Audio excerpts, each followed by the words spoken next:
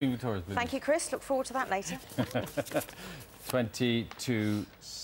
27,000 people die every winter because of the cold, and those most at risk are the vulnerable and the elderly. The government's announcing a new system of winter weather alerts today to make councils and health services respond better when temperatures drop. Now, ministers are also promising extra help for elderly people to insulate and heat their homes. The charity Age UK said fuel prices, though, are the biggest problem. MoneyBox's Paul Lewis has been looking into the story and joins us now. Morning, Paul. Hello. Hello. How much extra money are we talking about, and what kind of difference will it make to elderly people? Well, we're talking about two lots of money. £10 million, which is being given to another department, the Department for Energy, to help with their warm homes plan, where they actually insulate homes. Warm front, it's called in England. This is only in England. But that 10 million has to be seen in the context that the budget for warm front was cut by £235 million this year. So take away 235, give them 10. The other bit of money is £20 million for a special fund which charities like Age UK, who you heard from earlier, will bid for local initiatives, again, to help people insulate their homes, claim the benefits they can get and that sort of thing. But again, that 20 million, Age UK would say you have to look at in the context of the cuts in the winter fuel payment, which amounted to £600 million.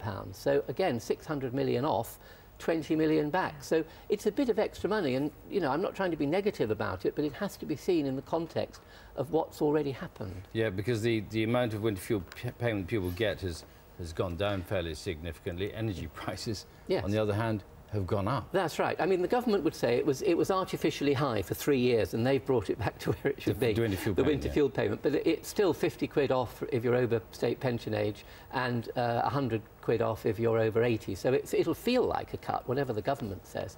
And the other thing that they're doing, they're trying to get local professional people, you know, social workers and so on, to go into people's homes. And it says things like they should make sure all those at risk have been identified and contacted, and should check their rooms are adequately heated. And for individuals, it says stay tuned to the weather forecast and keep stocked with food, check room temperatures. Now, if you've successfully lived for 70 or 80 years, you're going to find that a bit patronising, I think. People know they've got to keep warm. What they don't have is the money to do it, because, as you said, fuel prices are going up by 20%, benefits have gone up by 3 or 4%, as I've said on this programme many times. So what do they do then? Because lots of our viewers write in and say it really does come down to a choice of heat or eat. Yes, I think for many people it does. I mean, there is an organisation called the Energy Saving Trust that works throughout the UK, not just in England. You can easily find it on the internet, and it'll be on my Twitter later, the details of it. They will help you with insulation plans, local plans, and they will know about this scheme. Though when I rang them yesterday they didn't, but they'll know about it today, I hope, to see if there is anything that can be done.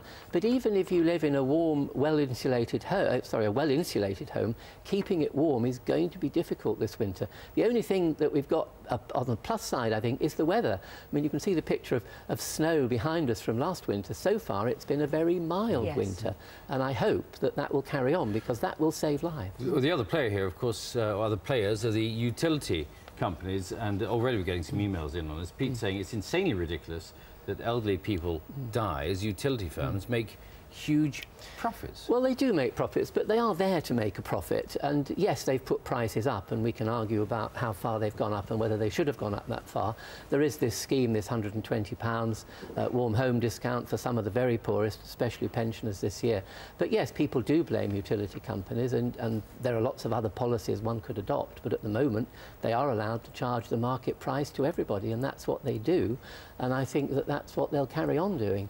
And I think people have got to try and work out for themselves where to get some help, how to keep warm. But I do think people are going to find it a bit odd that this small amount of money has been given. Interesting, it's been given by the Department of Health. It says it costs £850 million a year to deal with the effects of winter on health, and it's giving back 30 million, or giving 30 million, to try and cut that bill. But whether it will work, really nobody knows, and we'll just have to see what the winter brings. Yes.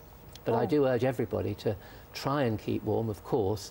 Sacrifice other things to keep warm, because it is a killer. And contact charities like Age UK and the Energy Saving Trust. And you said you've had emails. I'll be back at 8:20. More emails. My Twitter @PaulLewisMoney, and we'll be reporting on what people say. All right, Paul. Thanks very much, Paul. See you later on. It's 7:15. This is Breakfast. These main stories this morning.